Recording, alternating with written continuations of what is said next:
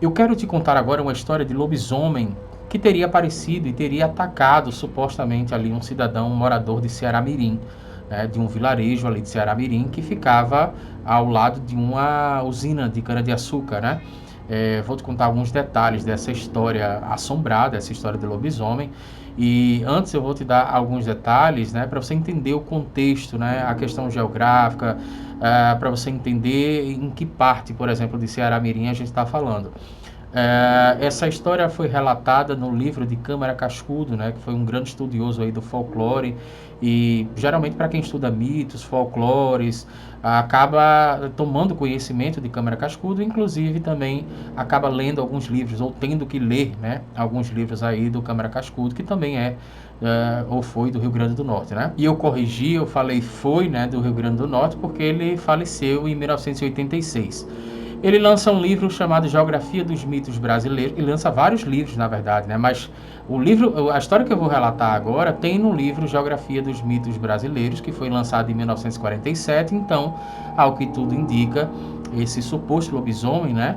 Ele apareceu antes dessa data, obviamente, porque senão o caso não estaria no livro. Então, vamos entender aí, talvez na década de 1920, 1930, ou talvez no início da década de 1940. Então, é uma história que já faz muito tempo, mas no final desse relato aqui eu vou até chamar a atenção porque essa história tem uma certa semelhança com algo que teria acontecido no município de Canhotinho, em Pernambuco, também aparição de lobisomem em 2008, tá? Então a gente está falando de um espaço de tempo muito grande aí com umas histórias que têm uns elementos bem parecidos e isso chama, de certa forma, atenção para quem gosta de estudar, né, a questão de lendas urbanas e mitos e essas histórias folclóricas e por aí vai, tá? Se você se interessa por lendas urbanas e inclusive filmes de terror, comentários acerca de toda a atmosfera do terror, então se inscreve aqui no nosso canal Cine e Teologia Cultural, ativa o sininho para receber as nossas próximas notificações e nós temos também um outro canal que é chamado Lendas e Causos de Pernambuco, né? Então eu vou fazendo os estudos lá e apuração de histórias mal assombradas, histórias que têm a ver com fantasmas, com lobisomens e lendas da cidade do Recife e das outras cidades de Pernambuco. Eu vou deixar o link aqui abaixo para você se inscrever lá no canal, tá? Então essa história, basicamente, ela tem a ver com um morador de Ceará-Mirim. Deixa eu só contextualizar para você entender. Tem uma região de Ceará-Mirim, que é uma região mais rural, né? Repleta de cana-de-açúcar. Eu acho que ainda hoje deve ter lá estrada de barro para você chegar, quilômetros, na verdade, de estrada de barro para você chegar nesse vilarejo que a gente está falando, que fica próximo da usina de cana-de-açúcar lá de Ceará-Mirim. Eu estou falando isso porque eu já visitei o local, porque a minha família, por parte de pai, né, o meu avô era conhecido como Mestre Pedro, ele foi mestre de usina, de várias usinas aqui no Nordeste. Inclusive o meu pai, ele nasceu em Mamanguape, que é o interior, né, muito pequeno da Paraíba, e eles viajavam para vários lugares, né, o meu avô recebia propostas para ser mestre de outras usinas, então eles se mudavam com muita frequência, e uma dessas mudanças foi justamente para Ceará-Mirim, né? Foram para Lagoa Grande, para outras cidades também que tinham usinas lá. Então essas usinas, elas eram a base, digamos assim, econômica da região, de forma que precisavam de trabalhadores, né? Mestres de usina, cortadores de cana, tal. E várias dessas pessoas que trabalhavam na usina, elas costumavam morar em vilarejos que ficavam muito próximos dessas usinas, né? Então isso era muito comum, até porque pela dificuldade de locomoção ficava muito ruim para você morar no centro da cidade e você trabalhar nessa usina de cana-de-açúcar. Então a preferência é que boa parte dessas pessoas que trabalhavam na usina morassem nesses vilarejos. Quando anoitecia, ficava tudo muito escuro. Se você já escutou, por exemplo, algumas músicas de Luiz Gonzaga, você sabe mais ou menos do que eu estou falando, né? Tem uma música até que Luiz Respeita Januário, o nome da música, se não me engano, é Respeita Januário, onde geralmente Luiz Gonzaga conta a história quando ele voltou para o sertão, depois dele ter fugido.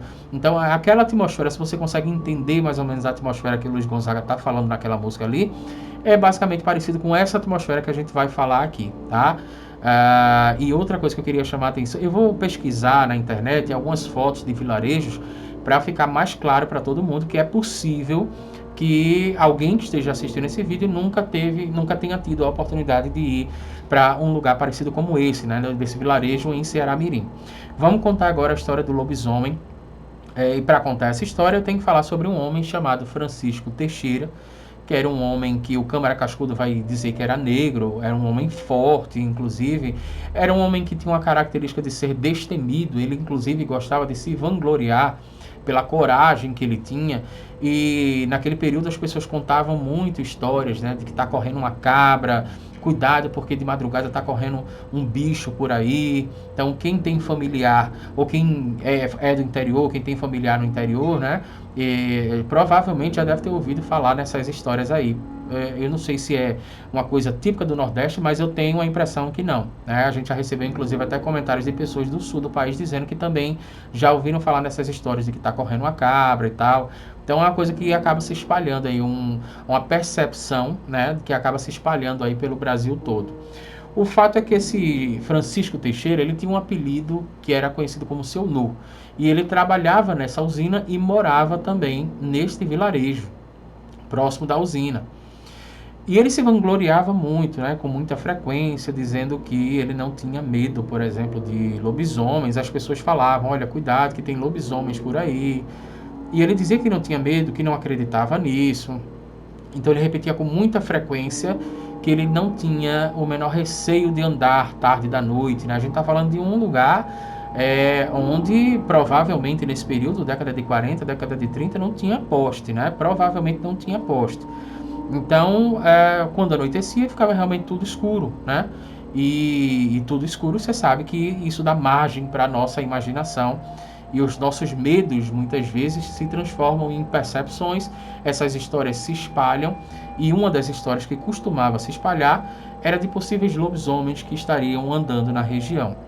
As pessoas alertavam com muita frequência as outras, dizendo para ter cuidado, para não sair de casa na parte da noite, porque um lobisomem estaria correndo pela região, e o Francisco Teixeira não dava ouvidos para isso e ainda meio que debochava, né? Dizia que ele não tinha medo disso. Até que chegou um dia que um outro trabalhador, esse outro trabalhador chamado João Severino, que também trabalhava na usina, falou muito sério com ele e disse o seguinte: olha, qualquer dia você vai se arrepender de dizer que não acredita em lobisomem. E o Seu Nu parece não ter entendido muito bem ali, né? Lembrando que o Francisco Teixeira tinha um apelido de Seu Nu, tá? Então a partir de agora eu chamo ele de Seu Nu. E o João Severino foi esse outro rapaz que disse a ele que ele um dia iria se arrepender por não acreditar em lobisomem.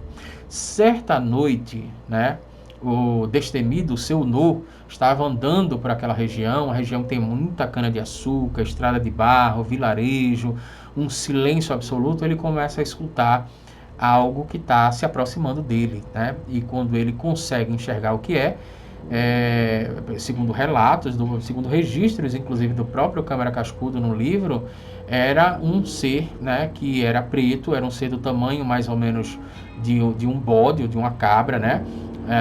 Mas era um ser completamente amedrontador e parecia realmente ser um lobisomem.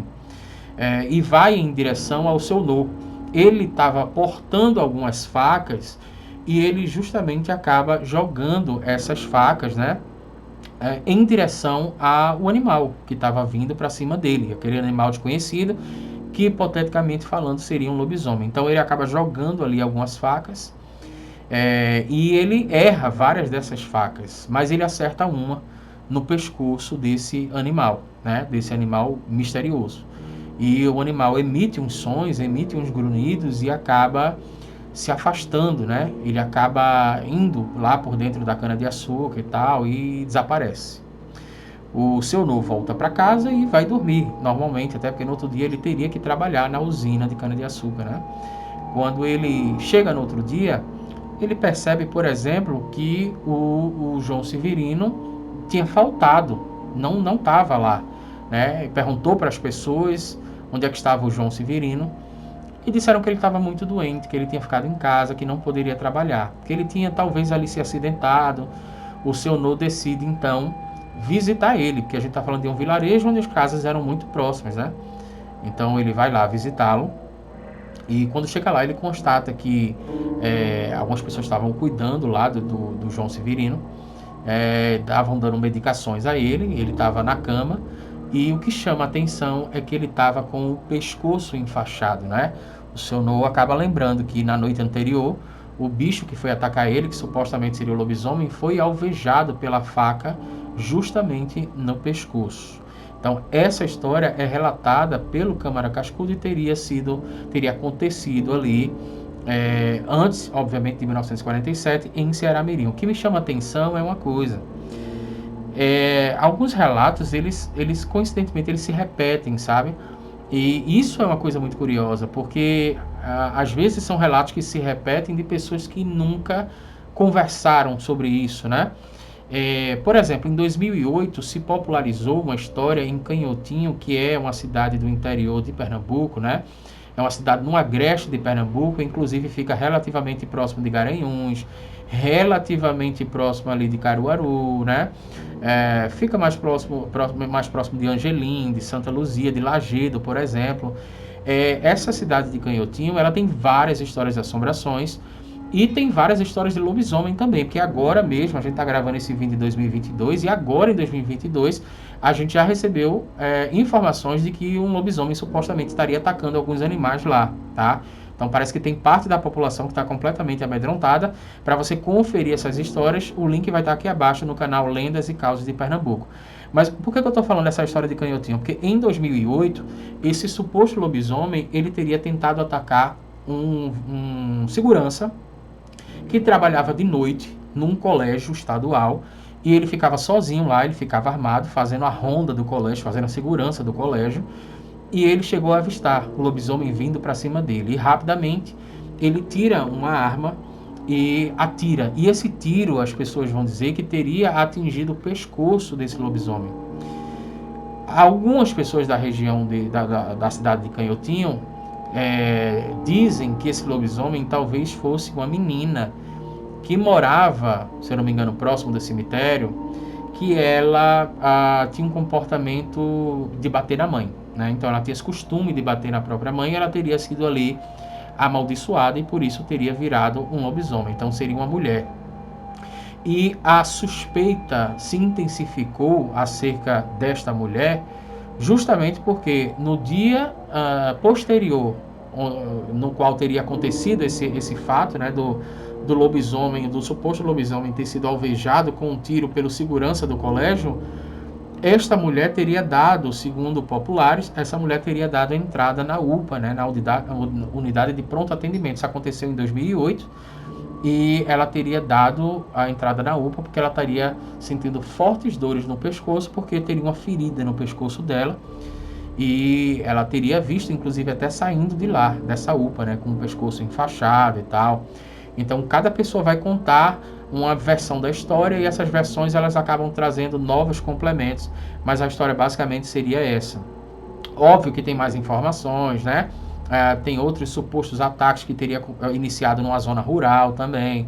Mas o que me chama a atenção é que esse fato que aconteceu, por exemplo, na década de 1930, 1940, lá em Ceará-Mirim, ele tem alguns elementos parecidos, né? Principalmente essa questão do lobisomem ser alvejado no pescoço, e da pessoa no outro dia ser encontrada com uma faixa no pescoço e ser encontrada com uma certa enfermidade, né, que ali fica constatado que é uma faixa no pescoço, que a pessoa teria ali uma ferida misteriosa no pescoço.